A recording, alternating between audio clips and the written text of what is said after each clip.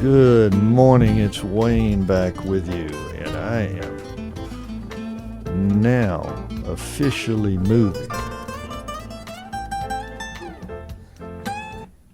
into Savannah Lexicon. I do indeed appreciate you listening this morning. And this is going to be a special morning for sure. It's Independence Day after all, and we have a most appropriate guest this morning. Dr. Christopher Hendricks. He's the interim head, Department of History at Armstrong State University. He's a scholar of American colonial and revolutionary periods. So what do you think we're going to talk about today? Well, I bet you've already guessed it's going to be Independence Day, and talk about the cultural, political climate of those times, and the Declaration, the document itself, and all of that interesting stuff. So we're going to get to that in just a minute. I do have a little housekeeping to take care of before we get quite there. First off, I just want to say, if you are a first-time listener, thank you so much for listening, and I do want you to know that Savannah Lexicon, we, of course, broadcast from the heart of Savannah's downtown historic district. Savannah Lexicon is a show designed to inform the listener about important social, political, and cultural issues that shape Savannah, as well as about opportunities to experience things in and around this beautiful city that might bring an added measure of grace and joy to your life. I bring in all sorts of folks from local government, from social service organizations, cultural organizations, and so on. Again, today's a little bit special as we are broadcasting on Independence Day. I need to dispense with the general disclaimer so that you know that the viewpoints expressed in the following program are not necessarily those of WRUU, its license holder, or its staff. And I want you to make sure you know that you are listening to WRUU-LP, Savannah, Georgia, 107.5 FM, WRUU.org. We are Savannah Soundings Community Radio with Global Soul. And so now that we have dispensed with some of the formalities and the house cleaning stuff, welcome, Dr. Hendricks. How are you today? I so much appreciate you taking Independence Day morning to come in here and educate me and our listeners about this glorious day. How are you? I'm well, thank you. Okay. Happy 4th of July. Yes, indeed. Thank you very much, and that goes to everybody, no doubt. Well, okay. There's a lot we could get into here, obviously, and we're not about to be able to do the whole thing justice in the limited time that we have, but hopefully we can just have a nice little discussion about this. First off, just a nutshell on yourself. Again, interim head, Department of History, Armstrong State University. Where are you from? I'm from Winston-Salem, North Carolina. Okay. And I've been in Savannah now since 1993. Oh, okay. You've been here a good ways then, a good while. Excellent, excellent. And I noticed in looking at some background material and whatnot for you and getting ready for the show that you've worked a lot in museum settings, and you do a lot of sort of the hands-on cultural elements too, regarding these time periods, particularly colonial, revolutionary. Tell us a little bit about what you've done there. You've done craft demonstrations and overseen that sort of thing, historic Bethabara? Bethabara. Yes. I've actually been there. I should know that.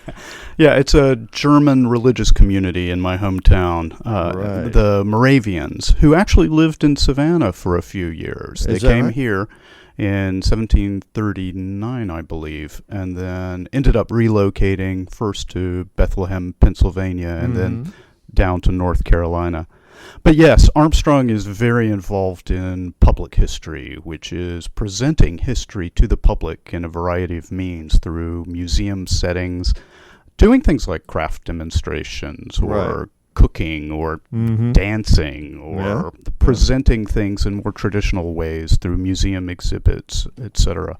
But also using public agencies such as archives and historical societies to get history out to the public. Right.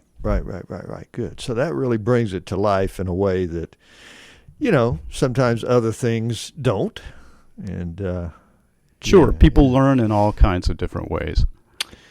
Okay, and I also noticed a virtual historic Savannah project. Yes, that was a project that got started by SCAD several years ago. Robin Williams was one of the people involved with that. He's a professor of architectural history at SCAD, and this is a computer-generated model of the city in the historic area that you can take through different periods in time and see what structures currently extant existed back in years past. It's a wonderful way to fly through the history of the city. It is. It's very cool. I came across that. That's just really engaging, the way that works there.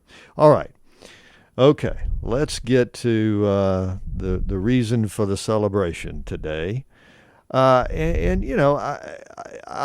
let you sort of lead into it as you wish. I mean, maybe with just kind of describing in an overall sense sort of where the founding fathers and the rest of the folks in the colony at that time were, and sort of give us a sense of the overall maybe cultural, political environment. Is that a reasonable way to? Sure. Well, the dozen years before 1776 were extremely tumultuous. The French and Indian War had ended in 1763, and this was a war between the two main European powers of the time, Britain and France, essentially over who was going to control North America. Right. And it was the first time that the American colonists and the British government had really worked closely together for a goal. When the war ended in 1763, it was kind of a period of euphoria, but it was also a time when the American colonies were developed to an extent where they felt that they were kind of ready to step out on their own. It's sort of like a teenager going out in the world and trying to test themselves in many ways. But Britain, at that point, decided, hey, we have this wonderful asset, and we need to be caring for it. So they started laying down laws, and just as a teenager is going to rebel once her or his parent suddenly decides to start saying, okay, you need to be in by 9 o'clock, and I don't like you hanging out with these people. That's an interesting way to put it, yeah. So there were a lot of conflicts. The other problem was that the British Parliament was looking at various situations simply from their standpoint and not considering how it was going to affect the American colonists. Wait a minute. Politicians actually think that way sometimes, and kind of forget that there are impacts to their decisions. Okay. Yeah. So, all right. So for example, one of the things that they wanted to do was to reward Native Americans who had helped them fight against the French. And so what they did was in 1763 draw a line across the Appalachian Mountains and say to the colonists, all right, you can't cross this because everything west of there is Indian territory. And colonists were kind of upset by this. Yeah, I can imagine. Because the whole war had started over who was going to control the Ohio Valley. And you've got people like Daniel Boone who were moving into Kentucky and people heading into Tennessee. And the colonists were really kind of pissed off about it. So that's sort of an example, and you can go through again and again. Britain wanted to pay for the war. So they levied a sugar tax. Oh, the taxation, yes. In 1764. It wasn't anything new. There'd been a tax on sugar for 30 years. The only difference was they had never been enforcing it. Uh-huh. And so now they passed this new version of it, and it is going to be enforced. Well, the colonists were not happy, but they basically abided by it.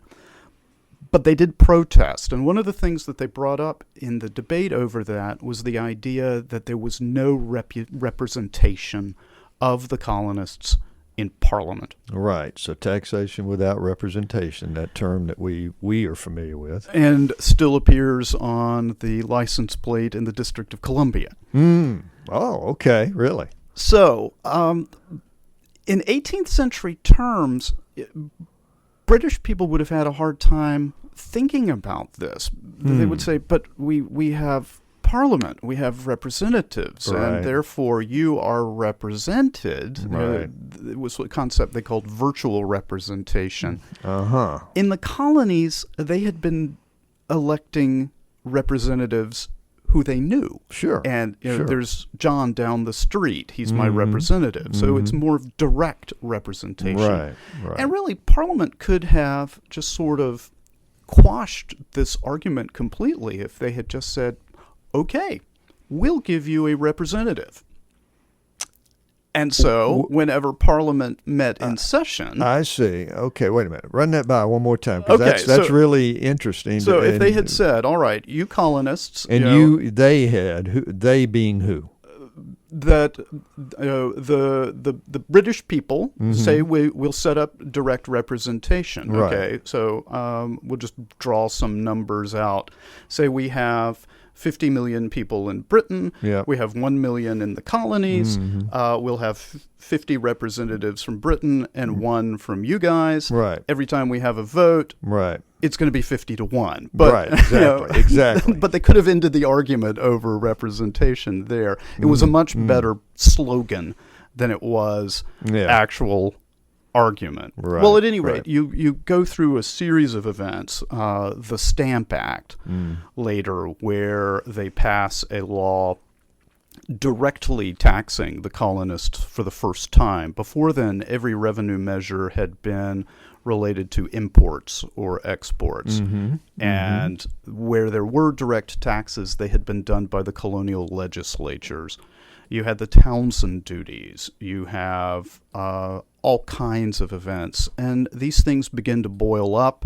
In 1770, there is the Boston Tea Party with the first loss of blood.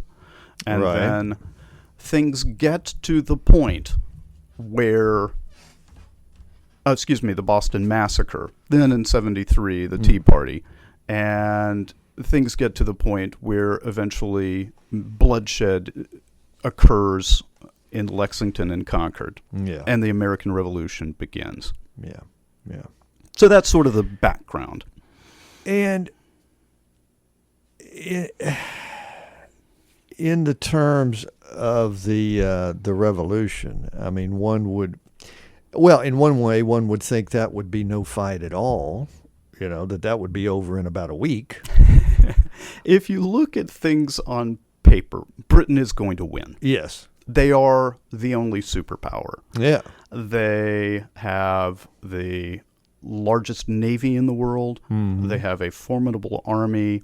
The new country, once it declares independence, has a ragtag group of militias and an army on paper. Yeah. They have no navy to speak of, and lots of problems. But in reality,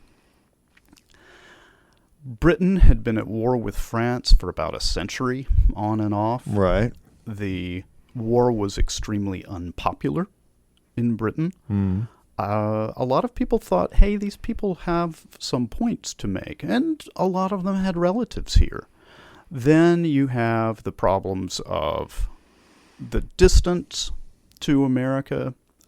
During the French and Indian War, they had gotten most of their supplies from the colonists. Well, that's not going to happen as often.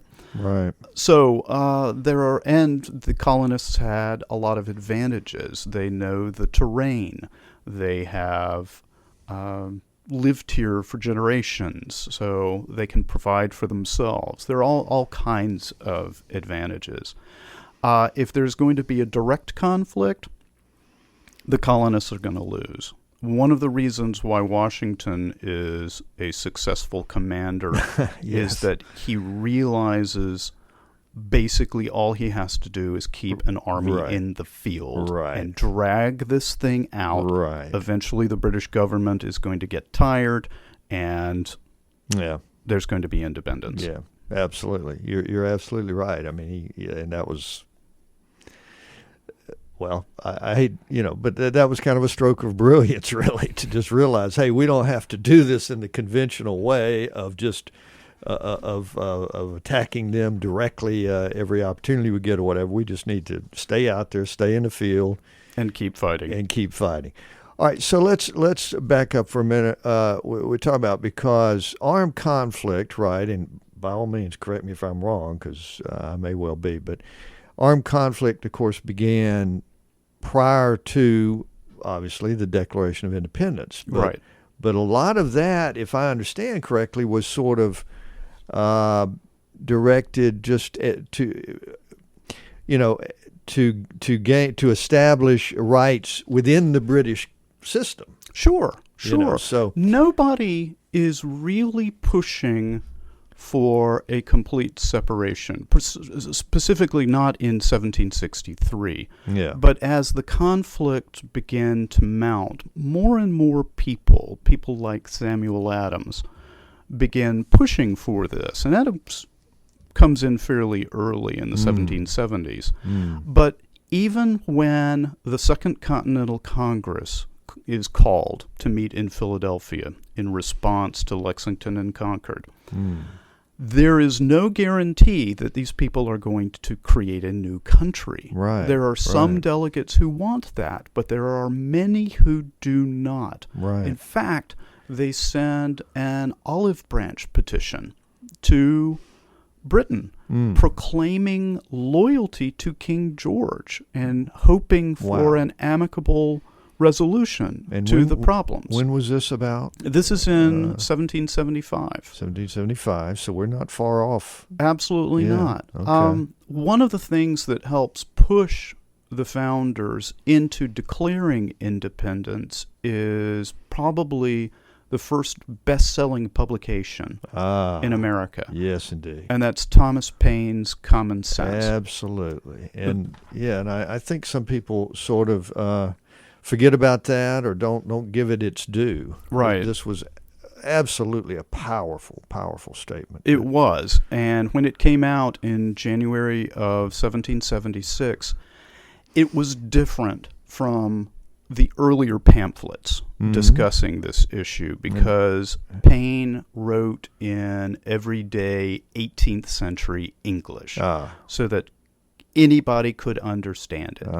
And it really helped create public pressure and sort of pushed the founders to, several months later, first declare independence and then approve the Declaration of Independence.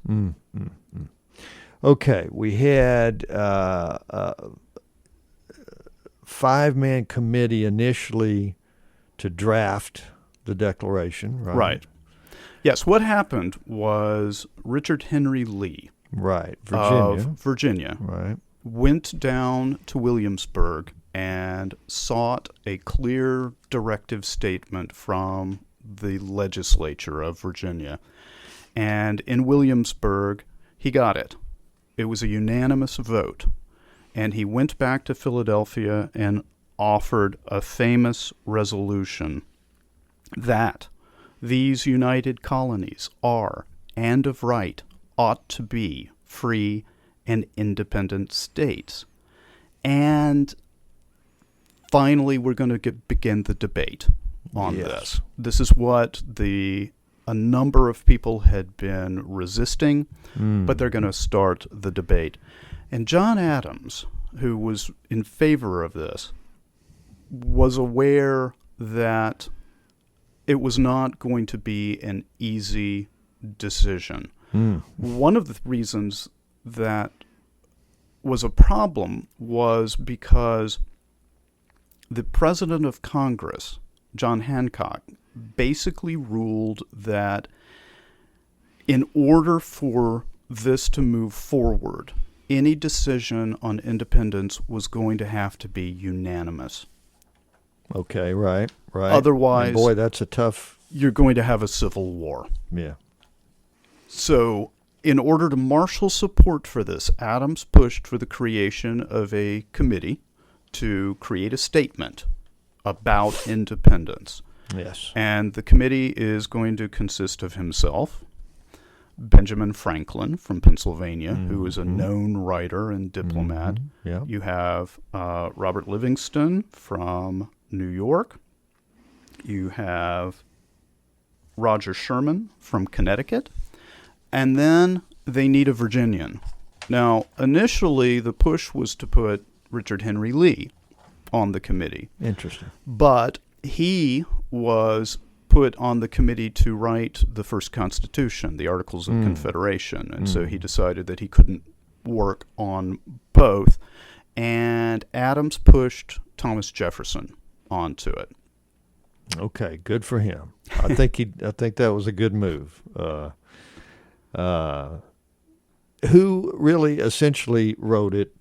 Primarily himself, certainly input. Absolutely. But yeah, Jefferson is the essential author of the Declaration, and it's one of the things of which he was most proud. He asked in his will to be remembered for three things: as the author of the Declaration of Independence, right, the author of the Declaration of Religious Freedom, right, from and Virginia, right, the founder of the University of Virginia. University of Virginia, exactly. But in 1776, he was really very hesitant to take on this task. He wanted Adams to write it. And Adams certainly could have. He could have. He had written a number of pamphlets, but he wanted Jefferson, and he explained in a letter later. Oh, interesting. To a friend of his, Thomas Pickering, who was a politician in Massachusetts. He described this conversation he had with Jefferson. Jefferson proposed to me to make the draft. I said, I will not. You should do it. Why will you not? And he says that he had to push Jefferson. Reason first, you are a Virginian, and a Virginian ought to appear at the head of this business. Reason second, this is Adams talking, right. I am obnoxious, suspected, and unpopular, and you're very much otherwise. Good. Reason third, you can write 10 times better than I can. Convincing arguments. And I think if I have my information correct, that actually a lot of people at that time didn't know that Jefferson wrote it to the extent that he did until later. Till much later. Yeah.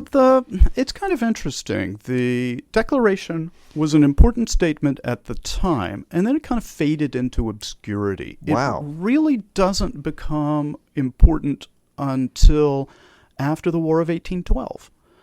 And that at that point, it comes into its own. And I would argue today is probably the most famous document ever to come out of the United States. Yeah, I was going to say, from today's viewpoint, that is astonishing that it would sort of fade from the public arena in a sense and sort of not be immediately and continuously grasped as a foundation of everything. Well, it is immediately, but then they've got the war to fight. And that's true. That so is we've declared independence. Let's just kind of move on. Okay. Well, that's a good point. One does have to attend to warfare and maintaining, truly establishing and maintaining that independence once you've made that declaration.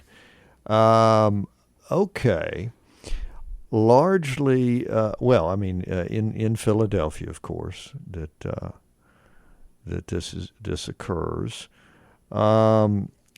Great Britain's response, of course, is to declare the colonies in rebellion. Yes, and to bring in troops. Right. And try and force the issue. And just to because I don't want to forget him as this moves along.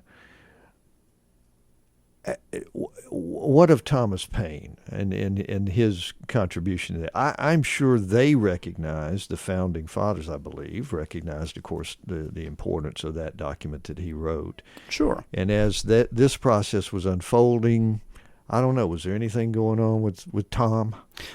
Paine is involved in promoting the revolution. He writes another series of important pamphlets. Mm-hmm. The American Crisis is probably his next most important work, and Right. he really kind of pumps a lot of energy back into fighting, because once warfare actually breaks out, the Americans don't do all that well. Mm-hmm. And morale sinks very, very low. Yeah. So he's involved in that.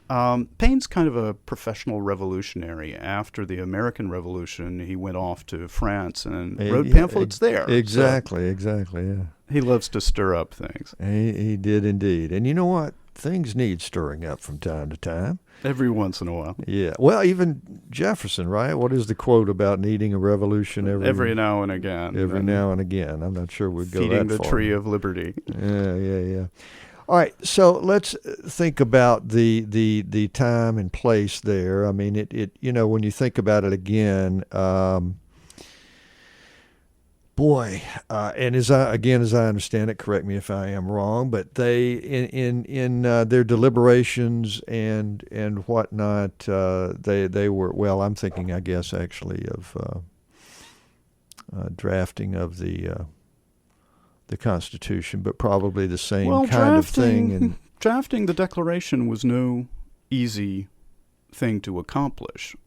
Jefferson drafted the document in 2 days. And then he sent it around to the committee members, and it's fascinating. You can go online and look at the original rough draft, and you'll notice that there are 3 sets of handwriting. There's Jefferson, right, and then a lot of crossing out, mm-hmm. and by John Adams and Benjamin Franklin.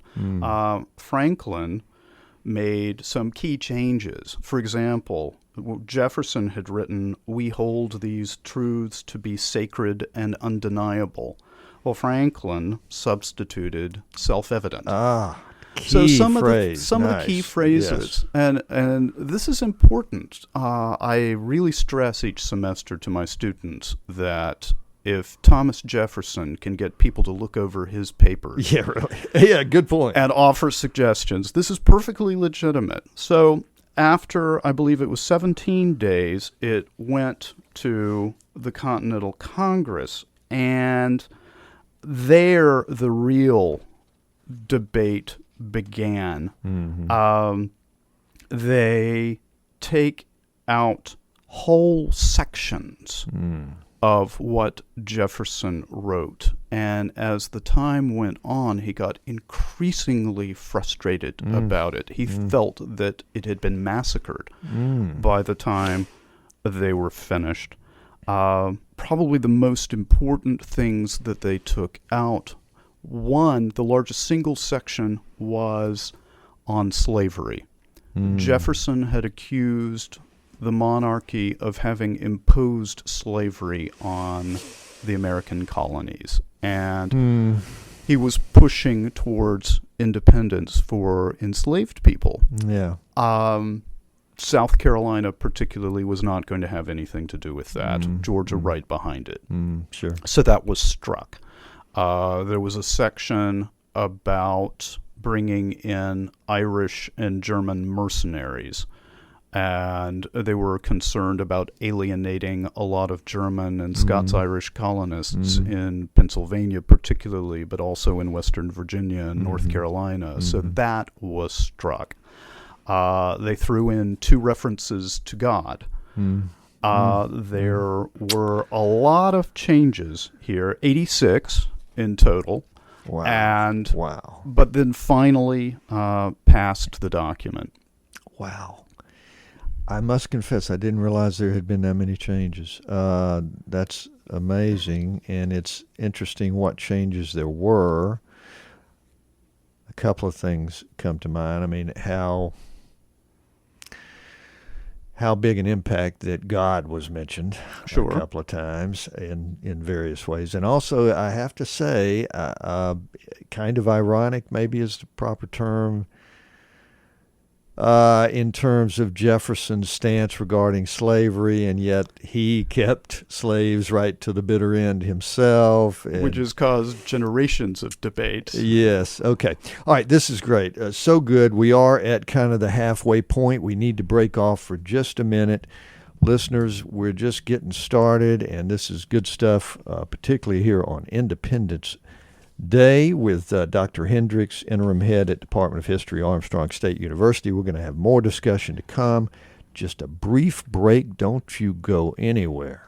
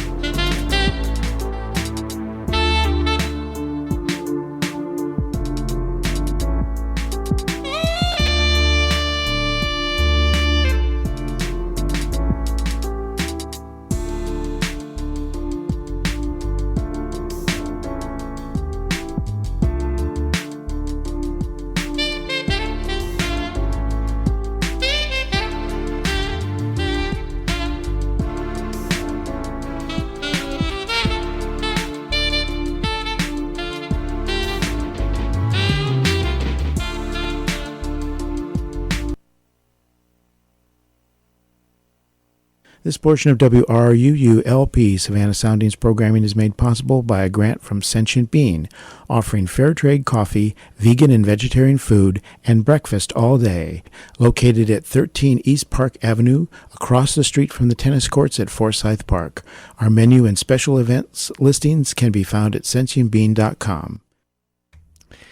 And you are listening to WRUU-LP, Savannah, Georgia, 107.5 FM, WRUU.org. We are Savannah Soundings Community Radio with Global Soul. And you're listening to Savannah Lexicon. I'm Wayne, your host. I do appreciate you listening to WRUU and to me here this fine Independence Day in Savannah, Georgia, and nationwide, of course. And our guest today is Dr. Christopher Hendricks, interim head, Department of History at Armstrong State University. He's a scholar of American colonial and revolutionary periods.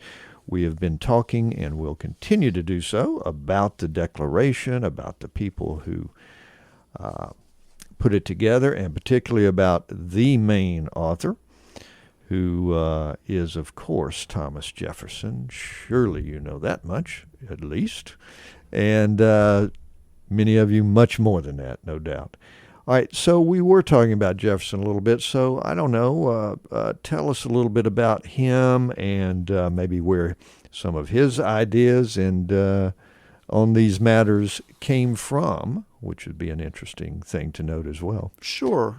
Jefferson had written a couple of important pamphlets and documents. He had, in 1774, written a summary view of the rights of British America, which was a groundbreaking pamphlet, very important. He had worked on forming the new state government for Virginia.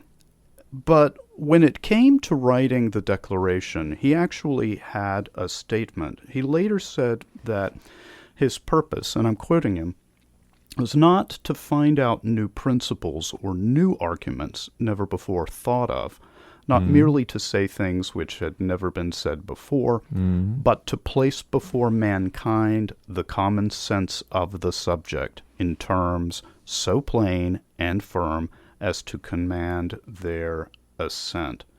He described it later as an expression of the American mind, and to give that expression the proper tone and spirit called for by the occasion. So he is depending a lot on previous authors. Right. He borrowed from himself. He borrowed from his preamble to the Virginia Constitution, which he'd written a couple of weeks earlier. He borrowed a lot from George Mason. George Mason is one of the forgotten founders because later, when he served in the Constitutional Convention, he refused to sign the Constitution because it didn't have a Bill of Rights. Right. Yeah. Which left a sour taste in many people's mouths. But he borrowed wholeheartedly from Mason's draft of Virginia's Declaration of Rights. For example, Mason had written, "All men are born equally free and independent and have certain inherent natural rights, among which are the enjoyment of life and liberty, with the means of acquiring and possessing property, and pursuing and obtaining happiness and safety." Oh, goodness. Well, we can certainly hear the Jefferson's rewording of that, essentially. Absolutely. In the Declaration itself, yeah. And can we just read Jefferson's? Have you got it? Let's see. I'm pulling one on you here. Let me see if we hold these. Go ahead. All right. We hold these truths to be self-evident: that all men are created equal, that they are endowed by their Creator with certain unalienable rights, that among these are life, liberty, and the pursuit of happiness. And of course, what both men are borrowing from there is John Locke. Yeah, so from a century earlier. Yeah, so you've got a lot of different things coming together in this document. Okay. Excellent. Yeah. This is so good to be kind of reviewing and remembering so much of this, because you know, well, when you get my age, at least you've read, you know, because I've read a lot of history and enjoyed and the education in school and everything, but then you kind of put some of this stuff down and not read it on a continuous basis unless you're involved in it to the extent that you are. And students are, and so it's great to remember some of this stuff and be reminded about it. What else about Jefferson that you want to say, or where do you want to take this at this point? Well, I think it would be interesting to talk about the lingering effects. I mentioned earlier, this is the most famous document ever produced in America, and it had an immediate effect in that it was sent to Europe and within a year was translated into several different languages and had a tremendous impact in financial support from nations like Denmark and the Netherlands. And, of course, eventually progressive. Direct support, military alliance with France. Yes. So it had a huge impact, but the impact went beyond, I think, what anybody could have possibly conceived at the time. Of the 200 or so countries that are members of the United Nations today, more than half of them have declarations of independence. Wow.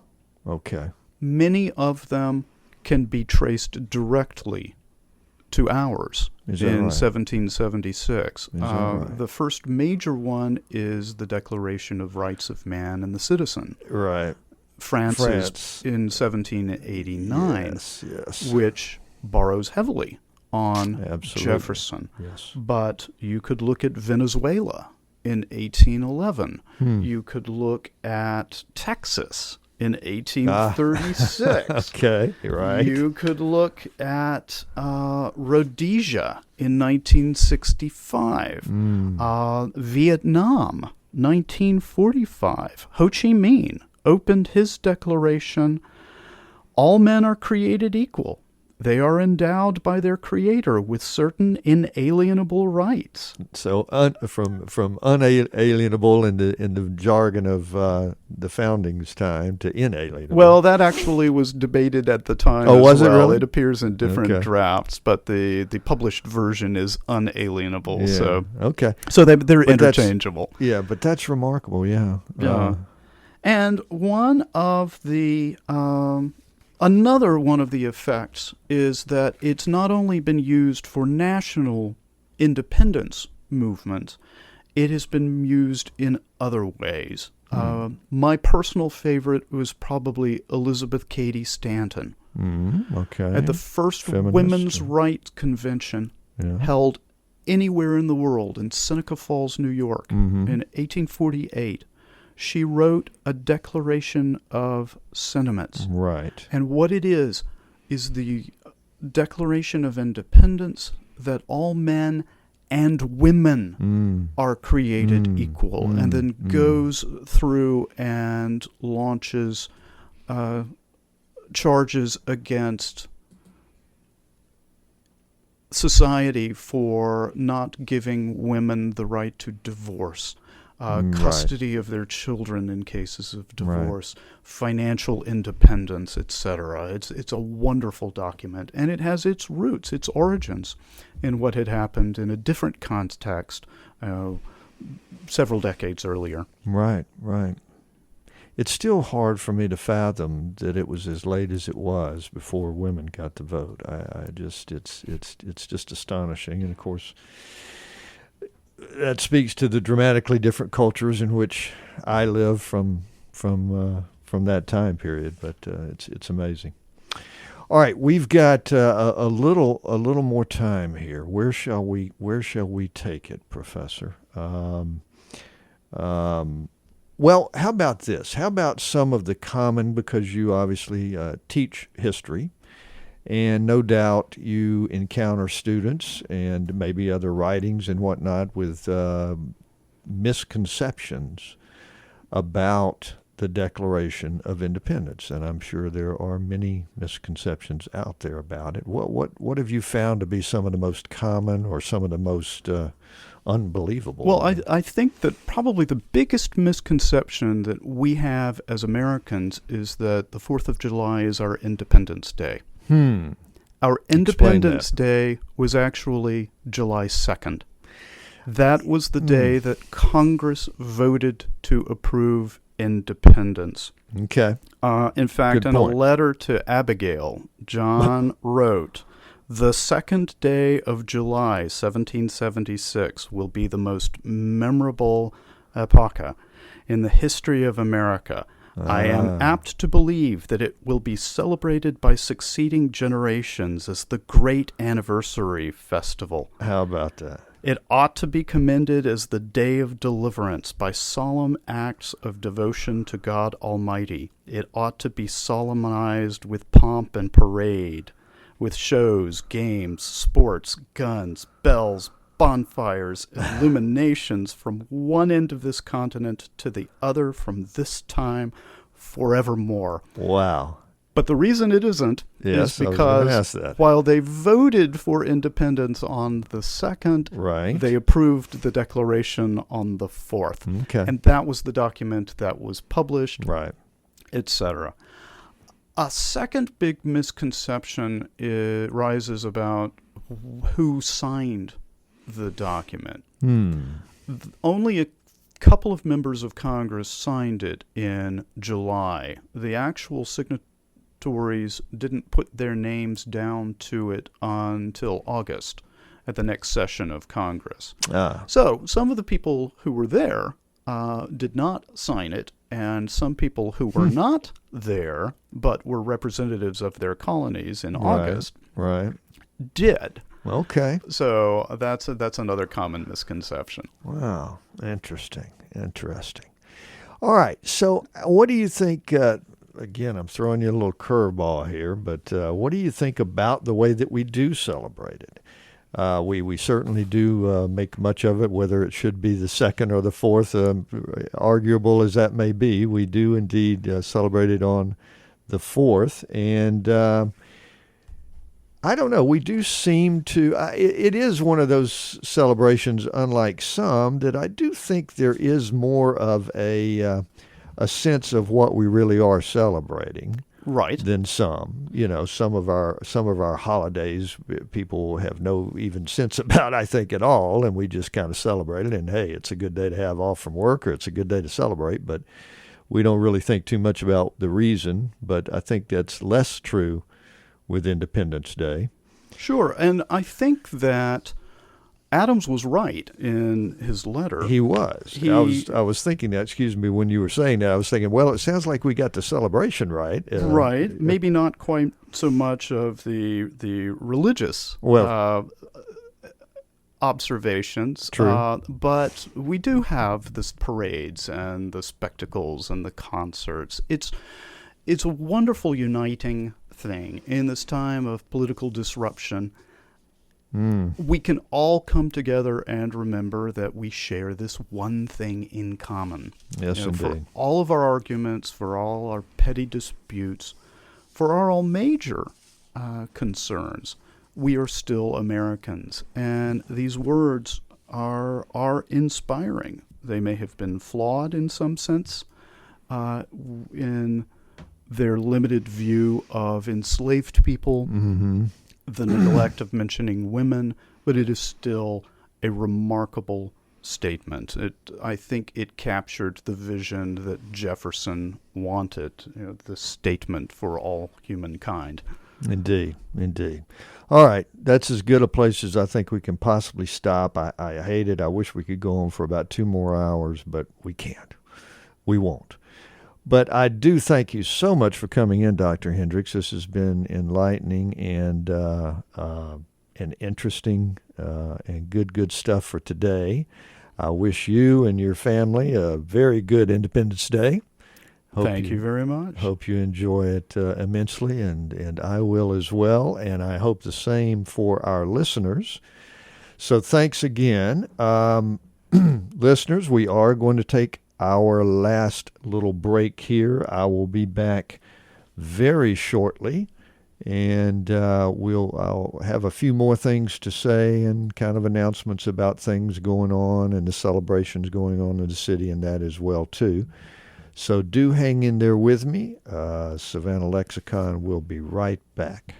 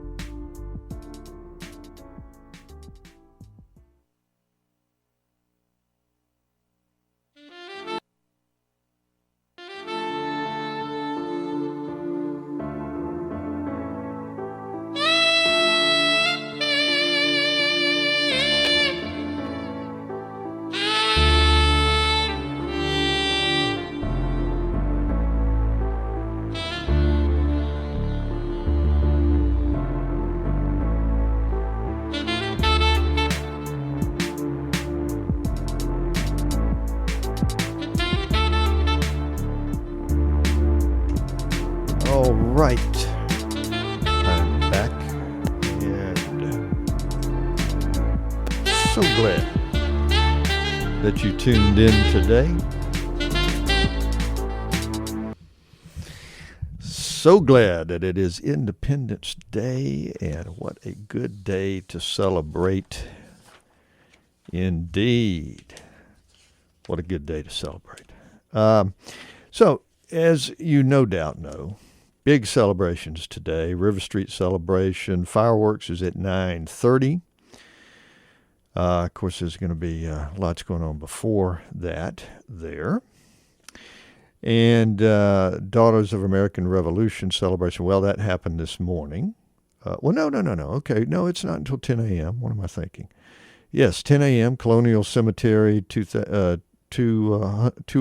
Abercorn Street, at the Button Gwinnett Memorial. Who is Button Gwinnett, a signatory from Savannah on the document, and going to have Savannah Pipes and Drums, Scottish American Military Society Color Guard, all sorts of good stuff there. Tybee fireworks display this evening, July 4th as well, kind of at the Pier and Pavilion area. Button Gwinnett, of course, buried in Savannah's Colonial Park Cemetery, and member of the Continental Congress. I say not from Savannah, of course. He was born in England and died in a duel, actually.